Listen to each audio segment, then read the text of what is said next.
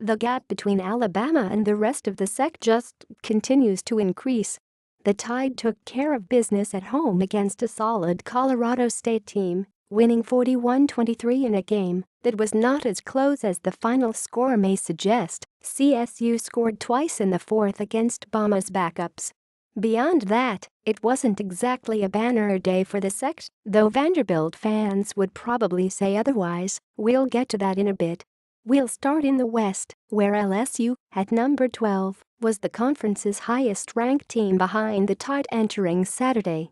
That will certainly change after the Tigers were completely dominated by Mississippi State 37-7 in Starkville. LSU was totally lifeless on offense and had no answer for Nick Fitzgerald, Aeris Williams and the Bulldogs' running attack. Alongside LSU, number 14 Auburn was expected to be Alabama's top challenger in the SEC West. Maybe not. The Tigers were sluggish at home, turning the ball over 5 times against FCS Mercer, which lost last week to Wofford. The Bears cut Auburn's lead to just 7 points early in the fourth quarter before Auburn finally put the game out of reach on Kamryn Pettway's third touchdown of the game with 4:50 to play. You already know how Texas A&M started the season. The Aggies followed the UCLA disaster by barely beating FCS Nichols last week before looking lackluster again at home, this time against El Lafayette. The Aggies eventually pulled away and won 45-21, but trailed at halftime to a team that allowed 767 rushing yards in its first 2 games. Not good. Arkansas, coming off a 28-7 home loss to TCU, and Ole Miss, which lost at Cal Saturday night, won't inspire much confidence either. With trips to Auburn and Georgia on the horizon, perhaps Mississippi State will emerge as a viable challenger to the Tide in the West. You know things are bad when Vanderbilt picks up the conference's most impressive win of the weekend. With their 14-7 home win over number 18 Kansas State, the Commodores registered their first non-conference win over a ranked opponent since 1946. Vandy, which hosts the top-ranked Tide next week by the way, looks like a legitimate contender in the East, especially after the slopfest that took place in Gainesville. Don't let the wacky long touchdown finish that gave Florida a dramatic 26-20 win over Tennessee overshadow how bad that game was for about 50 minutes.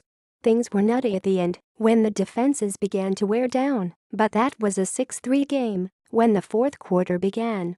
Neither of those teams are very good, but they are among the better teams in the East. That speaks to the conference's averageness. Through 3 weeks, number 13 Georgia is the East's top team, but the Bulldogs still have some questions to answer on offense. The defense is stout, no doubt, but with Jacob Eason's status still up in the air, Yuga is going to struggle throwing the ball.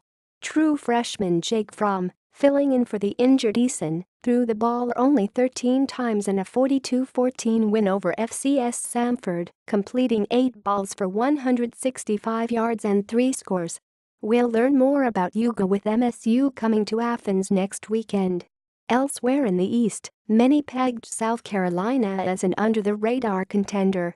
That looked very far from the truth on Saturday, when the Gamecocks lost 23-13 at home to a Kentucky team that barely beat FCS Eastern Kentucky last week. And we know the Wildcats are now 3-0, but they haven't given us much reason to believe they'll be a factor in the conference race later in the year.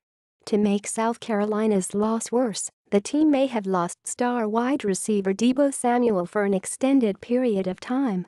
And to cap things off, Missouri was embarrassed at home by Purdue.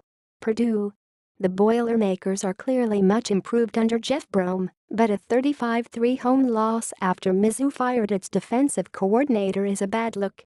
A very bad look.